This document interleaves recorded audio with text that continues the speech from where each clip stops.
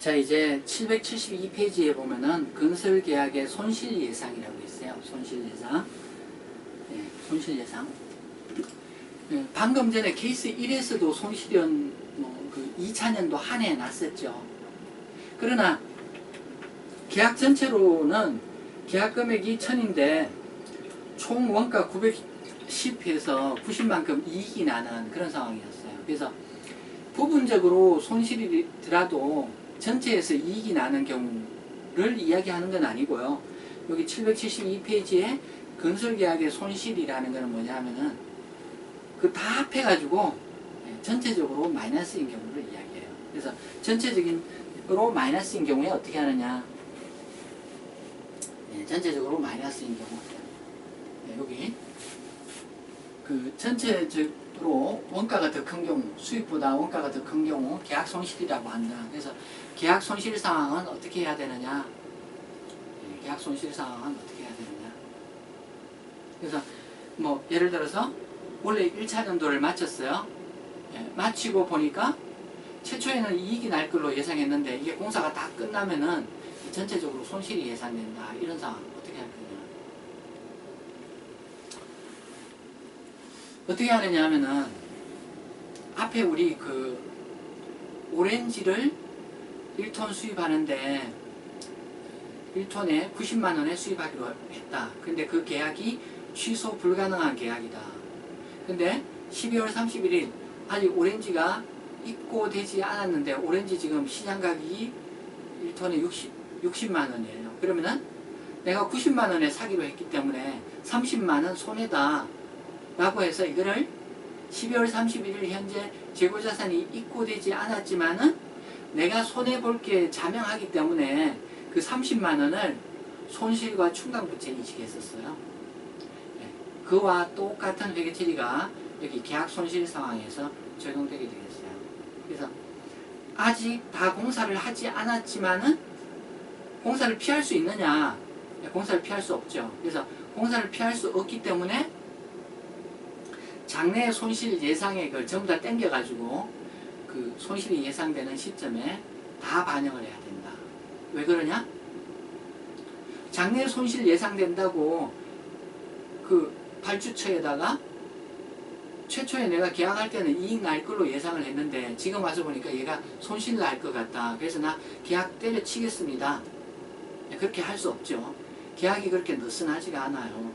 발주자하고 건설회사가 계약을 할 때 양쪽 다 그만두지 못하도록 계약이 돼 있어요. 만약 그만두면은 엄청난 페널티를 물도록 그렇게 약정이 돼 있어요. 그래서 이 건설계약들이 보면은 다 취소 불가능한 그런 계약 형태로 되어 있어요. 그러니까 원래 그 계약을 하고 나서 공사를 해보니까 올해 말 현재 이 전체적으로 손실이 날 것 같다? 그럼 그 돈은 피할 수 없는 돈이기 때문에 땡겨서 손실을 인식해야 된다는 거예요. 그래서 이게 그 오렌지 1톤 수입하는 거하고 똑같은 내용이에요. 그래서 앞에서 했던 회계 처리를 다 하고 나서 장래 손실 예상액이 있으면은 장래 손실 예상액은 지금 올해까지는 여기 계약 수익의 계약 원가 곱하기 진행률 한 만큼 이미 진행이 됐겠죠. 계약 수익 빼기 계약 원가 이게 마이너스 금액이겠죠. 요 마이너스에 여기에 진행률만큼 그래서 원래 진행률이 60%다 하면은 요 금액의 60%만큼은 앞에서 했던 절차에 의해서 이미 재무제표에 반영이 됐겠죠. 이제 남은 거는 그 손실의 40%만 땡겨서 반영하면 되겠죠. 그래서 그 40%라는 거는 1 빼기 당기 누적 진행률 이렇게 이야기할 수 있고요. 그래서 요 40%를 원래 땡겨서 반영해 줘야 된다. 어떻게 하느냐? 원래 원가를 올려주고 그 다음에 이제 그 실현 가능 가치 자산 그 미성공사에 가 있죠. 걔를 줄여준다는 거예요.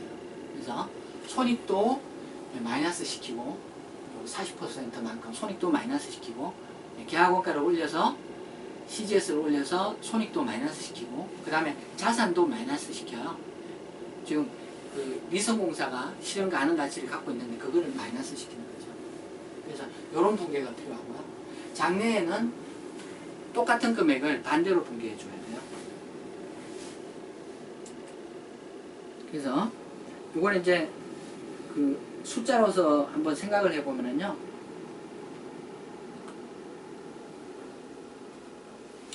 772페이지 보도록 할게요. 772페이지. 그래서 거기 예시가 있는데요. A 토목회사는 지하 굴착공사를 수주하여 단기부터 공사 중인데 예상하지 못한 안반 지형 등장으로 원가 투입이 증가했고 단기말 추정으로는 총 손실 200원이 예상된다. 이 경우에 단기 진행률 70%라면 결산에 의해 계약 손실 140이 반영된다. 그리고 추가로 장래 예상 손실 60도 단기 비용에 반영한다. 그래서 최초에는 이제 계약을 해가지고 이익을 날 거라고 보고 계약을 했겠죠. 근데 하다 보니까 안반이 나와가지고 공사비가 엄청 더 많이 들어가게 생겼어요. 그래서 계약 금액이 1,000원인데 최종적으로 원가가 1,200 들어갈 것 같아요. 그러면은 손실이 얼마예요? 계약 손실이 총 200원이죠. 200원에 예상이 200원만큼 손실 예상돼요. 근데 지금 이제 진행률이 70%다. 70%다라고 하면은 지금 진행률 70%다. 그러니까 이게 이제 70%가 여기 원래 계약원가가 840 발생했고 총 원가가 1200이 될 거다. 이 두 개의 비율이 이게 70%다. 뭐 이런가 봐요. 그럼 수익으로 인식할 금액은 요 진행률이 70%다. 그럼 요 1,000원에 대해서 70% 적용하면은 700원만큼 수익을 인식해야 되겠죠. 그리고 앞에서 했던 그 방법에 따른다면은 케이스 1에서 했던 방법에 따른다면 원래 발생한 원가가 840이 여기 단기 계약 원가로 들어서겠죠. 근데 회계 기준은 보수적으로 아직 실현되지 않은 장래 손실도 땡겨가지고 원래 다 반영해라 이렇게 이야기하고 있어요. 그러면 장래 손실이 얼마예요? 지금 여기 손실 200원을 원래 진행률이 70%니까 1-70% 한 금액을 반영해 줘야 되겠다. 얼마예요? 60원을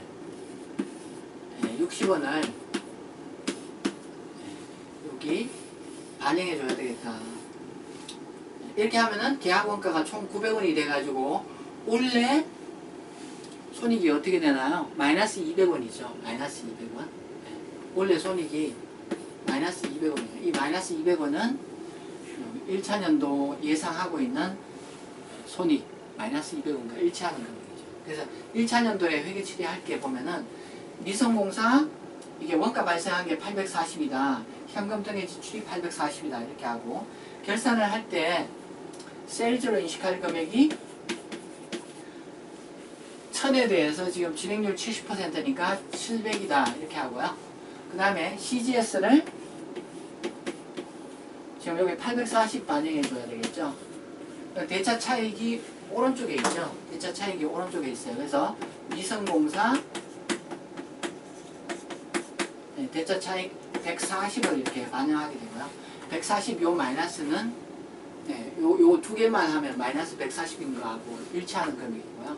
그리고 장래 손실 예상액을 조기에 올려 반영해야 돼요. 60만큼. 어떻게 줘야 되느냐? 미성공사를 자산에서 60만큼 덜어내고 이 CGS도 60만큼 늘려준다는 거죠. 그래서 이렇게 반영을 해야 된다는 거예요. 이렇게. 요게 지금 마지막 요 분계가 앞에서 없던 분계인데 공사 손실 예상의 경우에는 이렇게 반영을 해줘야 된다는 거죠. 인위적인 강제로 인식하는 그런 분계예요. 오렌지 90만원에 예약했는데 그게 기말에 가니까 아직 오렌지 들어오지도 않았는데 시가가 60만원이더라. 그럼 30만원만큼 한꺼번에 오렌지가 들어오지 않았음에도 불구하고 손실 인식하는 거하고 같은 논리죠. 그래서 인위적으로 이런 분계를 해줘야 되고요. 그리고 공사가 끝날 때는 요게 인위적으로 들어간 붕괴니까 반대 붕괴를 해줘야 돼요. 요거 반대 붕괴. 예, 미성공사 60 증가시켜줘야 되고, 그 다음에 CGS를 60만큼 줄여줘야 되고, 예, 처음에 했던 인위적인 붕괴를 반대로 해줘야지 아무런 문제가 없겠죠.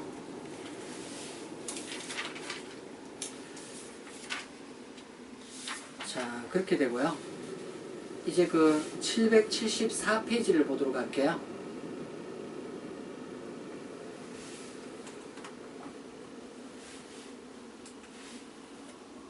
칠 774페이지에 보면은 케이스 2가 있고요. 케이스 2가 있고, 케이스 2가 계약 전체의 손실인 경우를 이야기하고 있어요. 계약 전체의 손실인 경우를 이야기하고 있어요.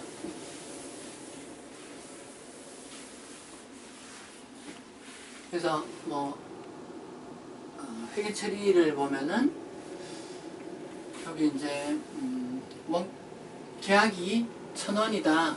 이것도 이제 1,000원 단위로 1,000원이다. 계약 금액이 계약서에 1,000원이라고 쓰여져 있다. 원가 발생이 1차년도에 400, 누적해서 720. 그래서 2차년도에 오면은 지금 여기 이제 계약 손실이, 예, 여기 지금 계약 금액이 1,000원인데 원가가 누적해서 그 최종 공사를 끝나면은 이렇게 계약한 금액보다 더 크다. 그럼 계약 손실이 확인되는 그런 시점이죠. 예. 계약 손실이라는 게 확인이 됐죠. 예. 그러면은 앞에서 이야기한 그런 붕괴를 해줘야 된다는 거죠. 그래서 회계 처리를 하면은 자, 1차년도에 400원의 원가가 발생했다. 현금 400원 지출하고요. 이거를 이제 미성공사라고 인식하죠. 미성공사 400원 이렇게 하죠.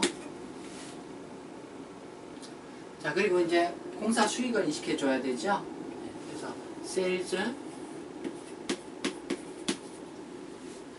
얼마 인식해야 되나요? 진행률이 요게, 네, 진행률이 50%죠. 진행률을 미리 다 계산하면은 둘째 진행률은 요거를 분모에 놓고 요거를 분자에 놓은 숫자가 되겠죠. 그래서 이게 계산을 하면은 64%가 되고요. 셋째는 공사가 다 끝나니까 진행률이 100% 될 거고요. 1차년도에 진행률이 50%면 수익으로 인식할 금액은 500원이 되죠. 누적해서 500원. 2차년도 수익은 누적해서 640원. 3차년도는 공사가 끝났으니까 1,000원이 누적 수익이 될 거고요. 그래서 1차년도에 계약 수익은 요 500원을 계약 수익으로 인식해야 될 거고요.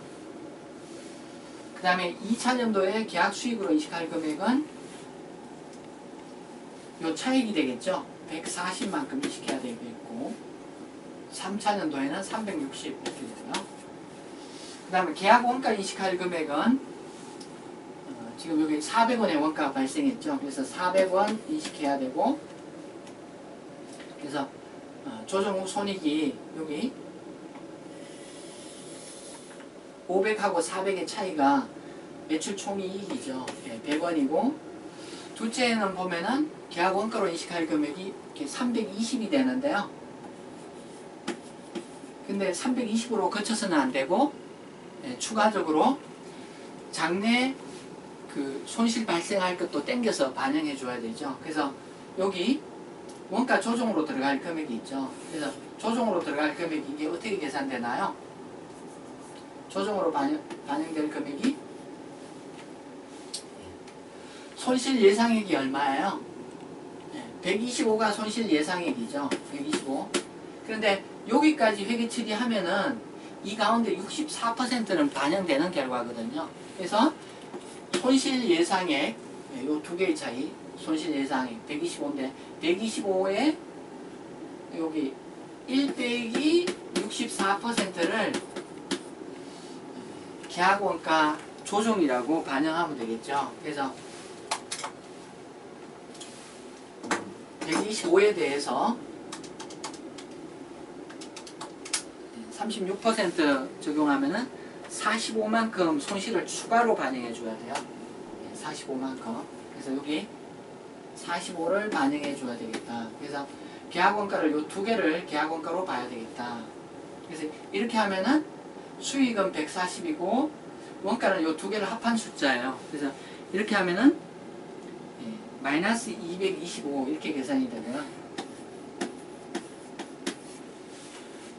셋째는 원가 발생한 게 얼마인가요? 420이 원가 발생했죠. 420.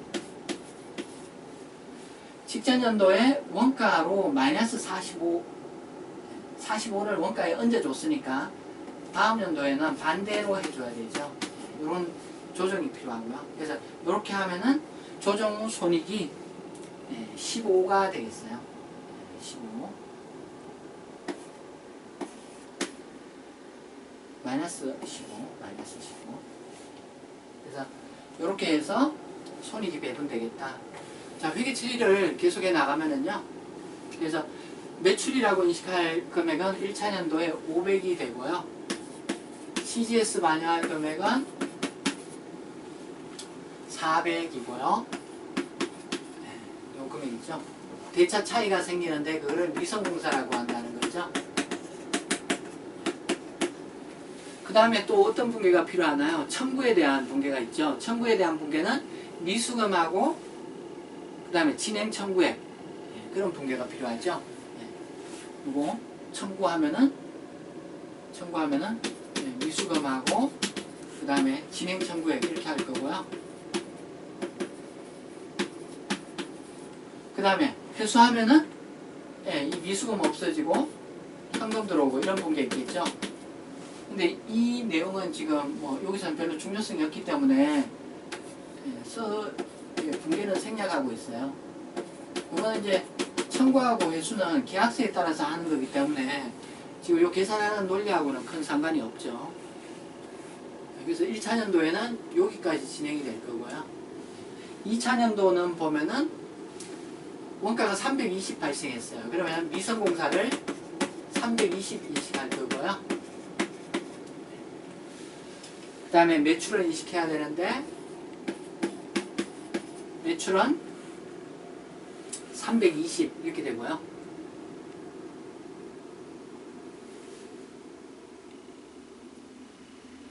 음, 140이죠. 140. 매출 인식할 금액이 여기 140. 140이고 CGS 인식해야 되는데 CGS로 인식할 금액은 여기 이제 320 발생한 이 숫자를 CGS로 인식하고 또 대차 차이를 미성공사라고 인식하죠. 180만큼 미성공사를 인식해요. 근데 여기까지 하면은 되는데 지금 이거는 특별한 상황이에요. 계약 전체가 손실이, 이거 계약 손실이라고 하죠. 계약 손실 상황이에요. 계약 손실 상황은 그냥 매년 할 분괴만 해서는 안 되고 장래 손실도 우리가 어차피 피할 수 없기 때문에 그 손실을 미리 인식해 줘야 돼요. 그래서 그 금액이 얼마냐? 여기 두 개의 차이가 총 계약 손실이고 125가 총 계약 손실이고 이미 64%만큼 반영이 됐기 때문에 나머지를 반영해 줘야 돼요. 그게 45라는 거죠. 그래서 45만큼 CGS를 올려주고요. 미성공사도 45만큼 차감해 줘야 되겠다는 거죠. 이렇게 되고요. 자, 3차 년도에 현금 420 지출됐다. 이게 이제 미성공사가 되겠죠. 420. 자, 매출을 인식해야 되는데요. 자, 세일즈. 세일즈가 여기 360이고요. CGS가 여기 420인데, 420인데, 같은 금액이죠. 그래서 대차 차익을 미성공사 이렇게 하고요. 미성공사 60 이렇게 하고요. 그리고 또 뭐를 해줘야 되죠? 직전 연도에 얘를 인위적으로 끼워 넣었던 거죠.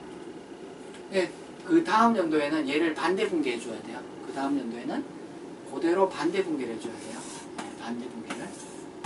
그래서 미성공사 오른쪽에 썼던 거를 왼쪽에 45 이렇게 하고 CGS 45 왼쪽에 썼던 거를 오른쪽에 이렇게 해야지 이게 아기가 딱 맞아요. 그래서 이렇게 하면은 이제 뭐 미성공사가 이제 1000이 될 거고요. 그 다음에 이제 그 진행청구액, 여기는 뭐 쓰진 않았지만 진행청구액도 1000이 될 텐데 마지막에 미성공사 진행청구액 1000 있는 거를 반대 분계해서 그 두 계정을 삭제해 버린다 거죠. 그래서 회계 처리를 해봤습니다. 자, 이제 776페이지에 보면은요, 3. 원가 기준 외의 진행률 적용이라고 되어 있어요. 앞에서 진행률 적용할 때 원가를 기준으로 진행률을 적용했습니다. 이제 공부할 내용은 원가 기준 말고 다른 진행률을 적용할 경우 어떻게 회계 처리되느냐. 회계 처리가 크게 다른 건 아니고요. 네. 그래서 그 776페이지에 뭐 가령 작업시간 또는 포장 완료된 도로 길이 등을 기준으로 진행률을 측정하는 경우가 되겠죠. 그리고 이 경우에 계약원가는 총 계약원가의 진행률을 곱해서 산정한 금액이 되겠어요. 그래서 그 구체적인 내용은 776페이지에 있는 케이스 3을 풀면서 생각해 보도록 하겠습니다. 그래서 금액 1000원단위고 계약 금액이 1000원이고요. 최초의 원가는 800원으로 추정을 했어요. 그래서 진행률이 측정돼야 되는데요.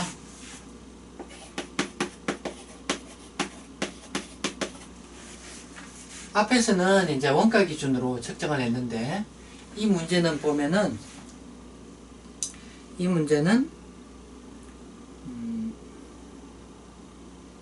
회사는 진행률을 작업시간 기준에 의해 측정하며 뭐 이렇게 돼 있어요. 그래서 작업시간 기준으로 진행률을 측정한다고 이야기하고 있어요. 네, 시간 기준으로 진행률을 측정한다. 그래서 1년도에 누적 진행률이 40%, 2년도는 70%, 3년도는 완성됐으니까 100% 이렇게 되네요. 그래서 진행률이 이렇게 되고요. 그래서 누적 수익이 여기 계약금액 1000원에 대해서 40% 하면은 400원, 그 다음에 700원, 1000원 이렇게 될 거고요. 단기 계약 수익은 400원, 300원, 300원 이렇게 돼야 되겠네요. 자, 이제 원가 문제예요. 원가. 그래서 원가를 산정할 때 여기 40%, 70%, 100%를 적용해 가지고 원가를 산정해야 되겠어요. 그래서 여기 그 단기까지 발생한 원가가 있고 그 다음에 추가 필요한 원가가 있죠. 그래서 이걸 합해서 보면은 최종적으로는 910이었고 그 다음에 900, 800 이렇게 최초에는 원가가 800으로 예상됐지만 이후 원가는 바뀌었어요. 그래서 여기 800의 추정 원가 가운데 40%를 적용하면은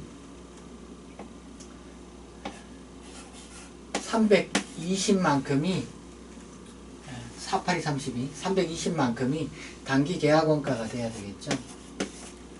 다음 해는 누적에서 900에 대해서 70% 적용하면은 630이 누적 원가고 단기 원가는 310이다 이렇게 이야기할 수 있겠죠. 셋째 해는 누적에서 910이고요. 요 차이가 단기 원가인데 단기 원가는 280이다 이렇게 이야기할 수 있겠어요.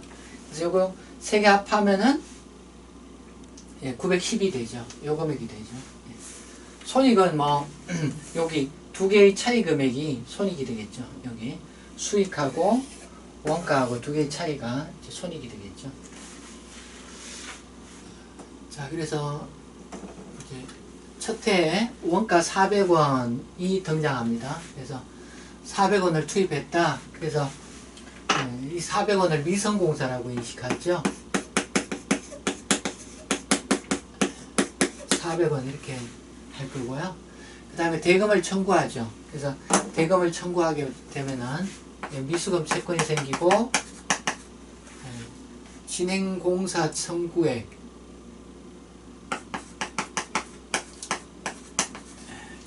있고요. 그래서 청구한 금액은 여기 뭐 요 청구하고 회수가 이게 계약서에 따른 거죠. 뭐 무슨 특별한 계산이 아니고요. 그래서 380만큼 청구하고 이 돈을 미수금 채권 인식하고요. 그 다음에 이제 수익을 인식해 줘야 돼요. 세일즈를 인식해 줘야 되는데요. 세일즈는 400이고요. 원가로 인식할 금액은 앞에서 원가 기준 진행률을 적용할 때는 당기 발생한 원가가 그게 여기 그 CGS에 들어갈 매출원가에 들어갈 금액인데요. 원가 기준 외 진행률을 적용하는 경우는 총 추정 원가에다가 진행률 곱한 금액 그런 방식으로 산정이 돼요. 그래서 단계 322 CGS고요. 차이는 미성공사로 처리하고요. 80 이렇게. 자, 그 다음에 이제 둘째 해에 공사비 320이 투입됐어요. 그러면은 미성공사가 320 될 거고요.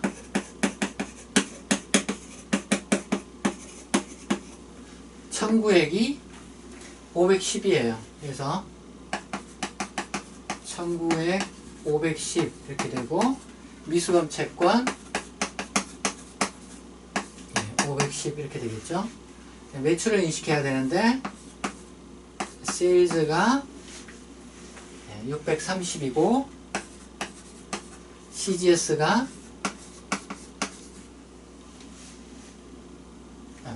300이고 310이고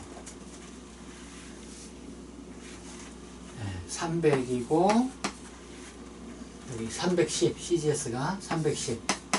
그래서 여기 CGS가 기본적으로 여기 총원가 900 예측되는 것 가운데 70% 적용됐으니 70% 진행률이니까 630만큼 누적원가가 인식돼야 되겠다. 는 방식에서 여기 310이 나온 거죠. 차액은 미성공사에 조정이 되고요. 미성공사에 조정이 되고요. 마지막 해에 190의 원가가 투입되었다. 그러면은 미성공사가 190이고요.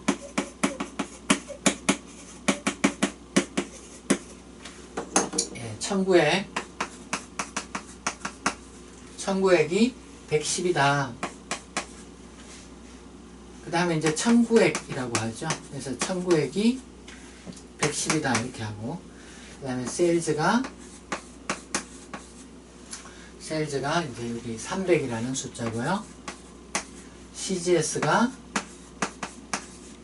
여기 280이고요. 요 대차 차액이 미성공사 조정액이고요. 미성공사 조정액이고요. 그래서 20만큼이 미성공사. 자, 요것도 이제 BS 표시 한번 생각해 볼까요? BS 표시를 생각하면요. 이게 미청구공사, 그 다음에 초과청구주공사 이렇게 여기 칠될 수 있죠. 이게 이제 이쪽이 자산이고 이건 유동부채예요. 이렇게 되는데요. 그래서 여기 미성공사 보면은 여기 400이고 그 다음에 80이고, 그래서 미성공사가 480이죠. 청구액은 얼마냐? 청구액은 380이에요.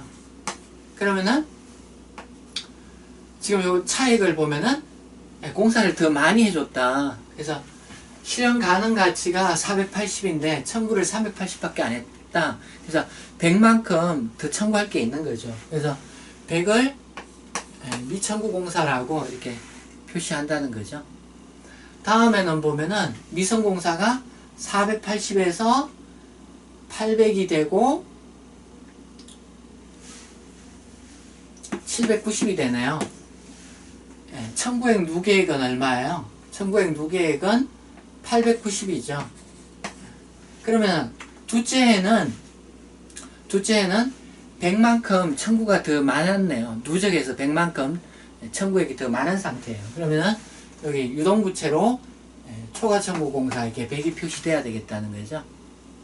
셋째에는 미성공사가 790에서 210 늘어나서 미성공사가 드디어는 1000이 되고요. 청구액은 890에서 110이 더해져서 청구액이 이제 1000이 되죠.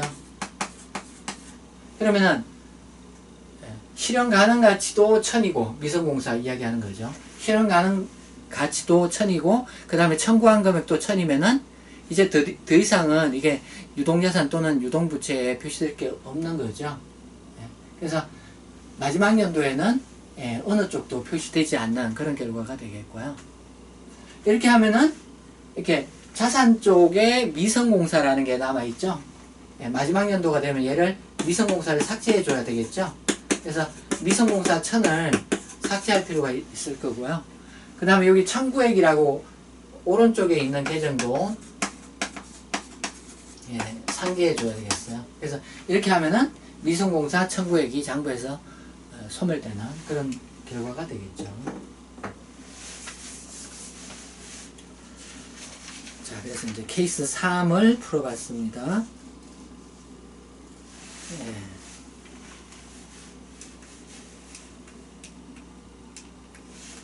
이제 779페이지를 보도록 할게요. 779페이지. 거기에 건설 계약의 결과를 추정할 수 없는 경우. 앞에서는 돈 받을 게 확실하고, 그 다음에 돈 얼마 받는지도 다 결정이 되고, 그 다음에 들어가는 원가도 이렇게 추정이 가능하고, 그래서 진행률도 측정이 가능한 그런 상황이었죠. 이게 뭐 건설 계약의 결과를 신뢰성 있게 추정할 수 있는 경우 이렇게 이야기하는데, 이게 보편적인 경우죠. 뭐 특별한 게 아니죠. 그 건설회사에서 계약을 잘못해가지고 뭐 돈 못 받게 됐다 라고 하면은 그 최초의 건설을 추진한 임원은 자리를 내놔야 되죠. 그래서 처음 계약할 때 확실한 것만 계약을 해요. 그래서 뭐 이렇게 건설 계약의 결과를 추정할 수 없는 경우, 이런 상황은 좀처럼 생기지 않는 거다, 이제 이런 이야기 할 수 있는데요. 어쨌든 여기서는 이제 그런 이렇게 드물게 나타나는 그런 불확실성이 등장했을 때 회계 처리를 어떻게 할 것이냐, 이제 그런 이야기 되겠어요. 자, 그래서 779페이지 거기 4, 거기 본문 줄 치도록 할게요. 건설 계약의 결과를 신뢰성 있게 추정할 수 없는 경우에는 수익은 회수 가능성이 높은 발생한 계약원가의 범위에서만 인식하며, 계약원가는 발생한 기간의 비용으로 인식한다. 그래서 수익은, 불확실성이 있으면 수익은 회수 가능한 금액을 맥시멈으로 인식하는 거죠. 그런데 이게 이제 불확실성이 있으면은 발생한 계약원가와 회수 가능액 둘 중에 작은 금액 범위에서 인식하고요. 원가는 물론 이제 발생한 금액을 인식해 줘야 되겠죠. 그래서 그러한 회계 처리가 되겠다는 거죠. 물론 이거는 이제 그 원가 기준 진행률일 때 이렇게 되겠죠.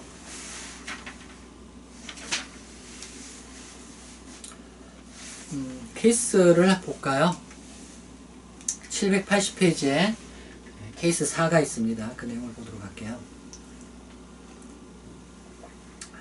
한길건설은 X1년 기초에 서울시와 3년이 소요되는 한강대교 보수공사를 100만원에 계약 체결하였다. 진행률은 원가 기준에 의해 책정한다. 이렇게 되어 있고요. 요구사항 다음 상황에서 연도별 계약 수익, 계약 원가 이익을 계산하시오. 여기 이제 첫 번째 상황이에요. 첫 번째 상황. 그래서 첫 번째 상황은 보면은 계약 금액 이게 1000원 단위로 이렇게 1000원인데 첫째, 둘째, 셋째 정보가 있는데, 여기 첫째에 추가적으로 원가가 얼마 소요되는지 확인이 안 돼요. 원가 추정이 지금 안 되고 있다는 거죠. 그래서 이렇게 되면은 회수 가능한 원가 범위에서 수익을 인식한다. 그러한 얘기를 해야 되죠. 그래서 계약 수익 얼마나 인식할 것이냐, 계약 수익 얼마나 인식할 것이냐. 그러니까 원가 발생했는데 지금 이게 그 계약 금액이 1000이기 때문에 이 원가 400 이거를 발생했으니까 원가 기준 진행률이니까 얘가 이제 발생한 원가가 단기 CGS가 될 거고요. 매출 원가가 될 거고요. 그리고 이제 그 진행률 추정은 안 돼가지고 진행률에 의해서 뭐 수익 얼마다 이렇게 계산을 못해요. 계산을 못하지만은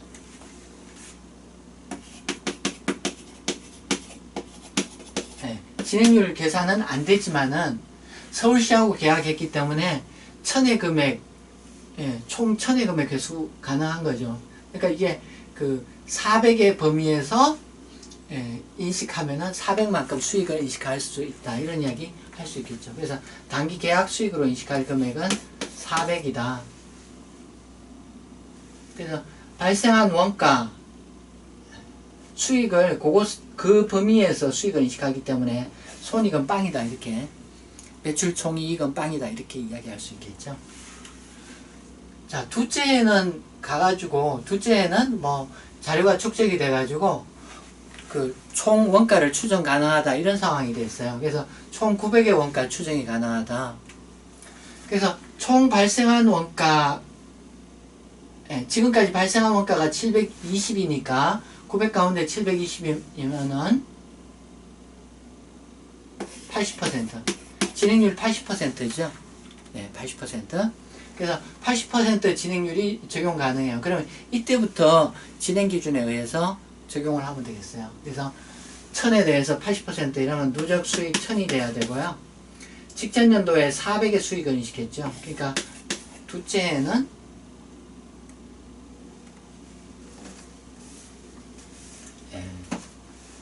1000에 대해서 80%에서 800의 수익을 인식해야 되겠고요.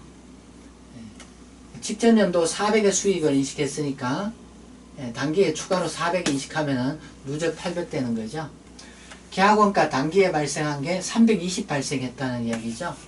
그럼 손익이 80이 되겠다 이런 이야기죠. 손익이 80이 되겠다 그런 이야기고요. 셋째는 진행률 100%죠. 계약금액이 1000이니까 누적 계약 수익이 1000이 되고 직전 연도에 800까지 인식했으니까 단기에 200을 인식해주면 될 거고요. 그 직전까지 720의 원가 발생했는데 단기에 190의 요 차이 190의 원가가 발생했다 이런 이야기 할 수 있겠죠. 그래서 단기 수익, 단기 매출 총이익에 해당하는 금액은 요런 금액이다 이렇게. 그래서 첫 해에 원가 추정이 안 된다 이러면은 발생한 원가 범위에서 회수 가능한 금액까지만 수익을 인식한다. 그런 룰을 적용해 줘야 되고요.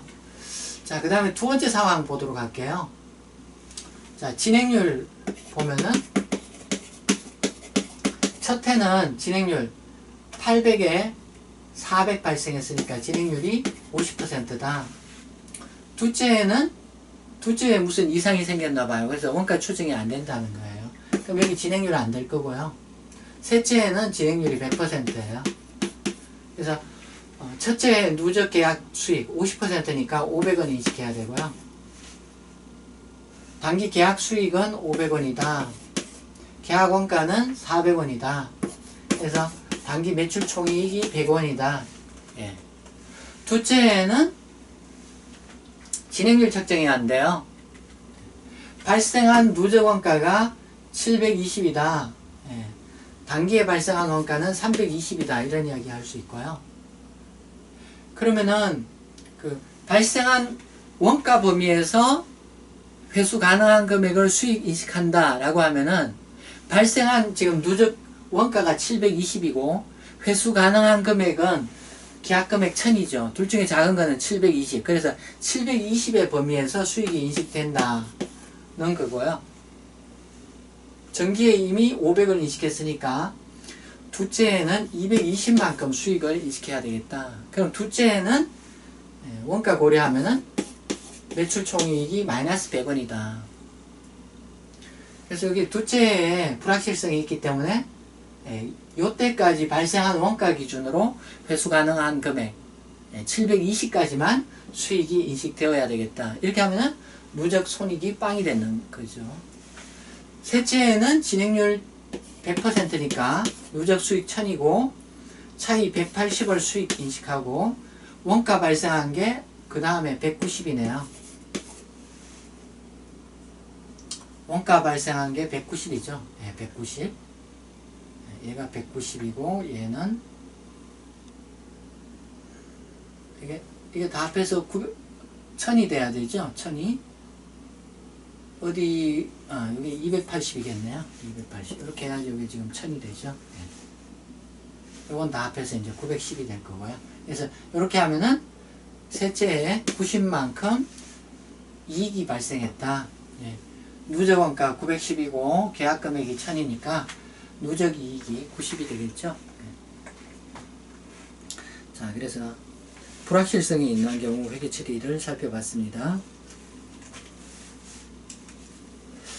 자, 이제 781페이지를 보면은요, 건설계약의 병합과 분할이라는 이야기가 있어요.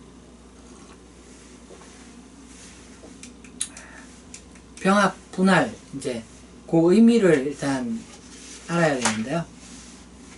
782페이지를 한번 보세요.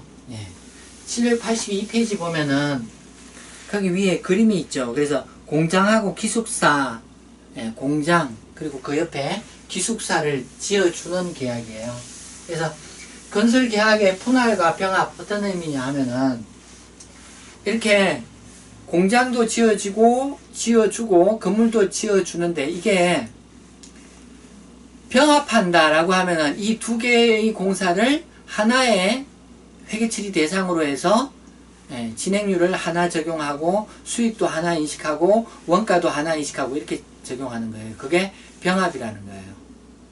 그 다음에 분할은 뭐냐 하면은 분할은 공장 따로 회계처리하고 기숙사 따로 회계처리하고 그게 분할의 의미예요. 그래서 이 목적물을 하나로 회계처리하느냐 두 개로 회계처리하느냐 하나로 회계처리하는 게 병합, 두 개로 회계처리하는 게 분할 이렇게 되겠어요. 그래서 782페이지 건설계약의 병합 그래서 이제 하나로 회계처리하는 경우가 어떤 경우냐면은 그 목적물이 두 개일지라도 동그라미 1에 복수계약이 일괄적으로 협상된다. 동그라미 2에 전체로서 목표 이윤을 추구하는 단일 프로젝트의 일부이다. 세 번째는 동시에 진행되거나 계속해서 순차적으로 수행된다. 그래서 이런 경우면은 하나의 프로젝트로 봐서 하나로 회계 처리해라 라는 거고요. 그렇지 않으면 이제 두 개로 분할해서 회계 처리해야 돼요. 이건 문제를 풀어보도록 할게요. 783페이지에 보시면 케이스 5 건설계약의 병합과 분할이라는 내용이 있어요. 자, 대길건설은 X1년 기초에 재건축 조합으로부터 2년이 소요되는 아파트와 상가 건설 계약을 5만원에 수주하였다. 목적물이 두 개예요. 아파트, 상가 이렇게 두 개. 그럼 여기 숙제가 아파트 따로 상가 따로 이렇게 회계 처리할 거냐 또는 아파트와 상가를 한꺼번에 회계 처리할 거냐 이런 숙제가 있죠. 이 공사는 건설계약에 해당한다고 가정한다. 한편 아파트의 계약금액 대비 이익률은 10%, 상가는 이익률이 30%라고 예상한다. 회사는 진행률을 원가 기준에 의해 측정하며 다음은 각 연도별 공사 원가에 관한 자료이다. 요구사항 첫 번째를 보면은 단일 계약 회계 처리의 요건을 충족한다고 가정하고 연도별 이익을 계산하시오. 자, 이게 단일 계약이다. 단일 계약. 단일 계약이라는 게 뭐예요? 아파트하고 상가가 하나의 계약으로 회계 처리 대상이다 그 말이죠. 아파트하고 상가가 하나의 계약으로 회계 처리 대상이다. 그러면은 회계 처리가 간단하네요. 1차년도 원가가 지금 이 금액이고요. 따로따로 있지만 합한 금액으로 봐야 되죠. 하나의 금액이니까. 그러니까 하나니까 지금 이렇게 보지 말고 요 개를 보면은 간단하겠죠. 그래서 1차년도 원가가 28000, 2차년도 원가가 15000, 그래서 총 원가가 43000 이렇게 났다는 거고요. 그래서 누적 진행률은 여기 1차년도에 43분의 28, 1차년도 진행률이 이렇게 되고요. 여기 소수점 뒤에까지 가네요. 그래서 이런 진행률이고요. 그래서 누적 수익은 5만원에 대해서 요거 곱해주면 되겠죠. 그래서 50 곱하기 0.65116 이렇게 하면 3258.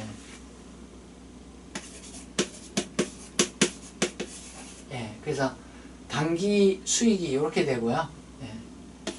32558. 자, 원가는 이게 지금 원가 기준 진행률이다 이야기하니까 발생한 첫 해 원가가 28000이에요. 그래서 CGS가 이렇게 되고요. 두 개의 차이가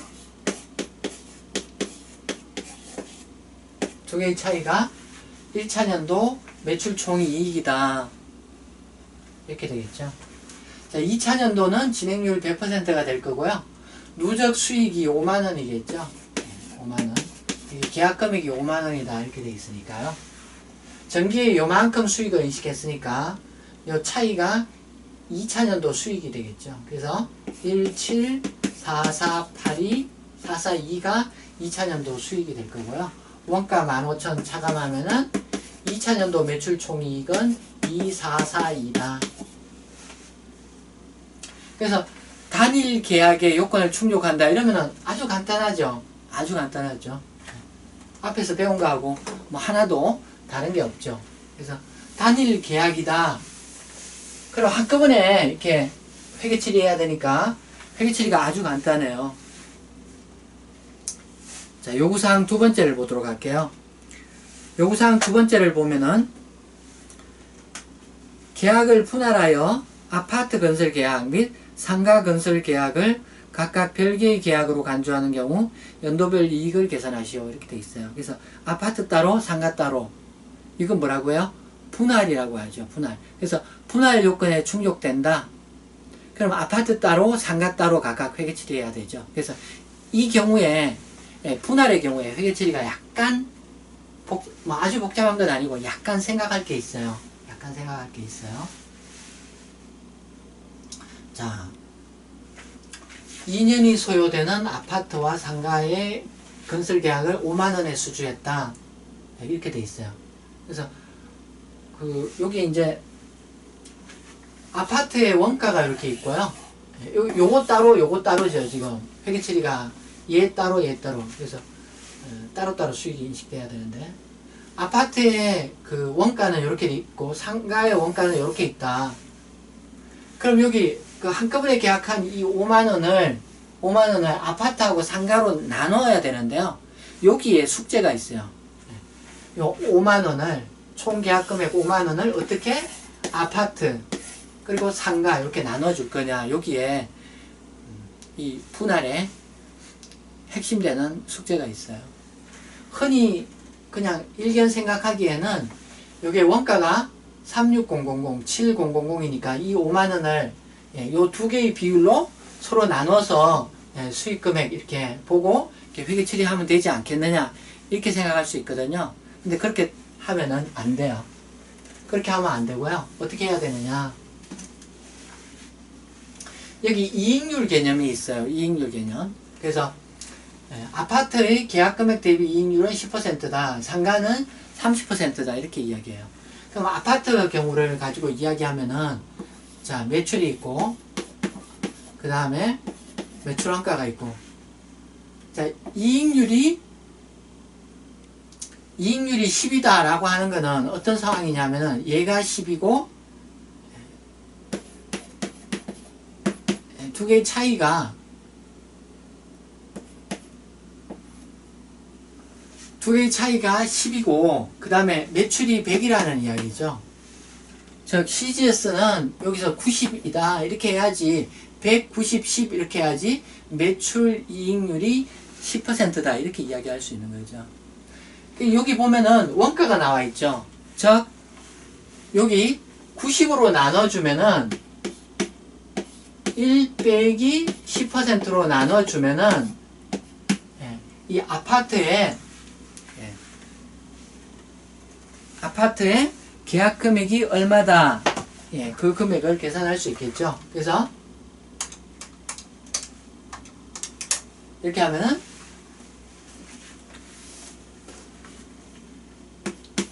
나누기 0.9를 하면은 4만원이 아파트 공사 대가다, 이런 이야기 할 수 있겠어요. 상가는 어떻게 될까요? 상가는 지금 그 이익률이 30%다, 그렇게 이야기하죠. 30%. 그러면 상가는 1 빼기 30%죠.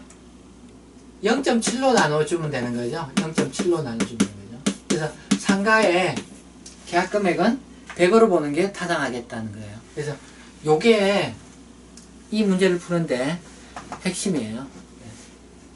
나머지는 간단하죠. 그래서 아파트는 수익을 어떻게 계산할 것이냐. 계약금액 4만원이다.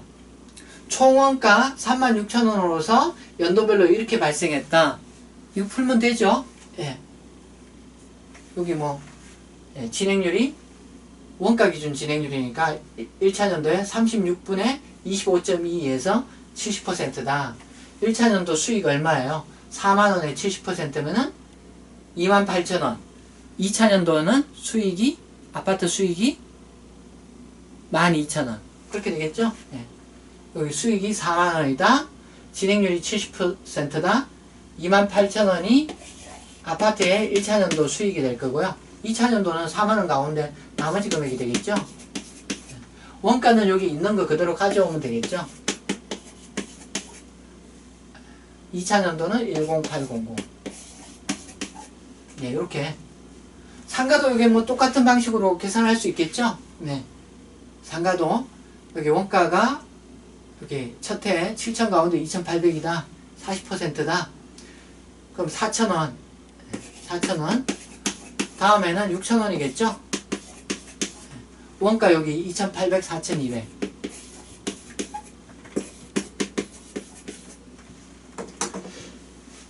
이 문제를 보고 혹시 이렇게 질문할 수 있겠어요. 가령 이제 앞에서는 보면은 제로 시점에 또는 1차년도에 예상한 원가가 시간이 지나면서 그 총 원가가 이렇게 바뀌었죠. 왜냐하면 추정이 바뀌니까. 여기는 왜 추정이 안 바뀌느냐? 이 분할 문제는 굉장히 복잡해 가지고요. 그거 바꾸면은 좀 복잡해요. 그래서 제가 본 모든 분할 문제는 최초 예측한 원가대로 2차년도까지 원가가 그대로 진행되니까요. 원가에 변동이 없으니까 그런 현실적으로는 변동되겠지만은 시험 목적의 문제는 이 원가가 끝까지 변동이 없으니까 걱정할 필요는 없겠어요. 자, 그래서 건설계약의 병합과 분할까지 했고요. 여기까지 해서 제17장 건설계약에 대한 공부를 마치도록 하겠습니다. 수고하셨습니다.